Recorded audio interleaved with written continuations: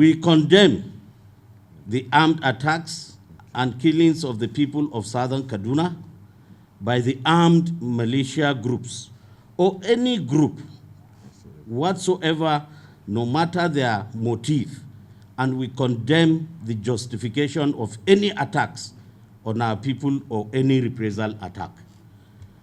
The federal government, as well as the state government, have both made efforts in the past to stem the ugly tide. Such efforts must be increased. It must be people-centered. It must be more transparent and effective. The killings of the people of southern Kaduna or anybody at all in Nigeria is highly condemnable and must be brought to an end. This is because life is the essence of human existence, and the protection of this right is a global concern. Hence, the Universal Declaration of Human Rights of UDHR 1948, which has now attained the status of a customary international law, and its contents has found its way into the constitution of all civilized nations, including Nigeria. The Constitution of the Federal Republic of Nigeria, 99 as amended, is premised on the principles of freedom, equality, and justice. And Section 4, subsection 2b, provides that the security and welfare of the people shall be the primary purpose of government. And Section 17, subsection 2b, provides that in furtherance of the social order, the sanctity and dignity of the human person shall be protected and preserved by government. In Section 17, subsection 3c, guarantees the health, safety, and welfare of all persons. Thus, the primary objective of any government in Nigeria is to preserve the life and property of its citizenry, no matter their ethnic, religious, or ideological differences. The inability of any government to secure the lives and property of its citizens or ensure their welfare implies failure of government. It is no longer news that the people of southern Kaduna have become prey in their fatherland. They have consistently been invaded, slaughtered in cold blood, raped, killed, and their properties destroyed and pillaged in public glare. With little success in investigating and apprehending the perpetrators of the said attacks. As honorary members representing the people in southern Kaduna, we have identified that 1, herdsmen and farmer clashes. 2, forceful land grabbing by non-natives of southern Kaduna. 3, reprisal attacks. 4, banditry. And 5, criminality. These are some of the major causes of the killings and hostility in southern Kaduna. These problems can only be solved if the rule of law is allowed to take its full course. Rule of law entails adherence to the principles of supremacy of the law over all citizens and subjects in Nigeria, equality of all citizens and subjects before the law. While we note that these attacks are deeply rooted and multifaceted in nature, the failure to investigate, arrest, and prosecute the perpetrators has continued to embolden the attackers. In these difficult times, statements by people in authority should serve to heal and unite the people, rather than inflaming passion and justifying the heinous acts.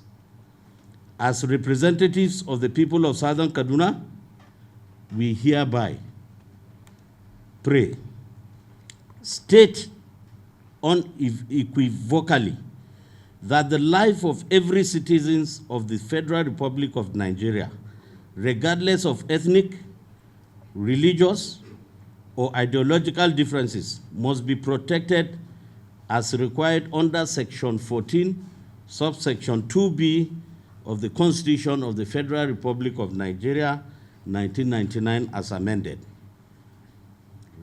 We condemn the armed attacks and killings of the people of Southern Kaduna by the armed militia groups or any group whatsoever, no matter their motive, and we condemn the justification of any attacks on our people or any reprisal attack. The federal government, as well as the state government, have both made efforts in the past to stem the ugly tide. Such efforts must be increased. It must be people-centered. It must be more transparent and effective. The situation in Southern Kaduna is, has taken a pattern that is predictable. And we are saying, as a government, we must have the capacity. If A and B have a quarrel, they should settle that quarrel either through the rule of law, going to court, going to the police, and let the police prosecute. But the situation where you avoid that, civilized channel of settling group, and you go and there is a militia. Nobody can deny that. We have militias. And what we are saying, why is it taking the government long to fish out those militia? Because A and B has a problem, and he goes out and commission a militia to settle the score. And that has been the pattern in Southern Kaduna. Every attack is done by a militia that is quite different from the parties that have the quarrel. That have the quarrel or have the misunderstanding. Whether the misunderstanding is land-based or anything personal or whatever. Why? And are the security people telling us they are not aware? To some extent, we even know where the militias are brought from. But of course, it is only the state that has the resources, that has the intelligence to be able to go out there and identify. I'm sorry to say, let me illustrate, even in Katsina, the crisis that is happening in Katsina, everybody knows it. There's a problem in a community, they have a militia arm. There are a group of people in this country that have perhaps organized and are financing militia arm to settle score outside of the rule of law established by our constitution.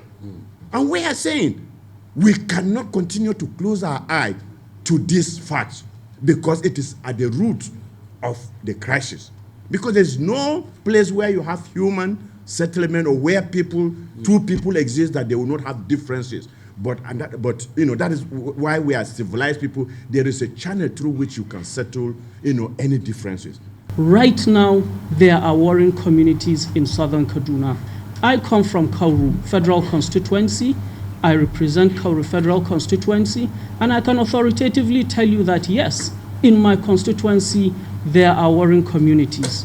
In other neighboring constituencies of mine as well, there are warring communities. And yes, that led to the escalation of what is currently ongoing. Secondly, in terms of the security agencies, whether they are complicit or otherwise, I will say I am grateful to the security agencies in my constituency because without their intervention, I don't know what would have happened right now.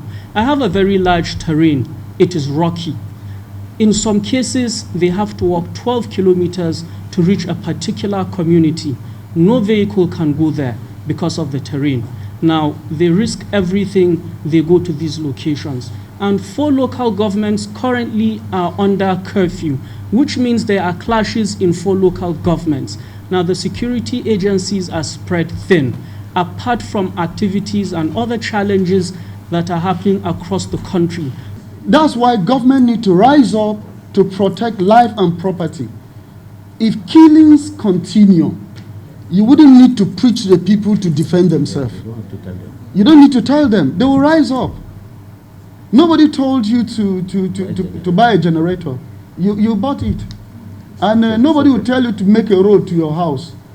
You will do that, even if that is the responsibility of government. So that's why we are calling on government to rise up immediately and do the needful before there will be break of law and order. We are never able to cover, the areas that are involved. And that is why the issue has become a national issue. Police should be localized. We all travel out the world. If you go to London, you have a London Metropolitan Police. That's just for the city. It's an independent police. You have for the county, which is for the local government, and then you have the national police. So everybody has clearly defined duties. The same thing in America. Every city has a city police. And the FBI come in, to address issues that are national in nature. That way, you have local people attending to local, situations and call for help when they are overwhelmed. Nigeria has resisted that. I must say, as a social scientist, that Nigeria is beginning to pay a heavy price for the wrong structure that we have adopted over the years, and we either respond to what is happening now, or we continue to face what Nigeria is facing, and such that we have the unenviable task of being the third most terrorized country in the world. We need not, have descended to this level. And the reason for this is that we are refusing to accept the obvious. The police can no longer police. You can't sit in Abuja and direct a DPO in one locality in Akwa Ibom. He has to be able to take instruction from somebody locally and have help locally. So I think the government has realized that, and that's why they have had to bend backward over to accept the fact that local security outfit had to be allowed through a clearly defined framework to address issues and locality. And I believe we can move ahead to come up with legislation that will clearly define what the local police can do, whether it's local government police, and what the state security outfit can do, and then what the federal can do for the purposes of creating order.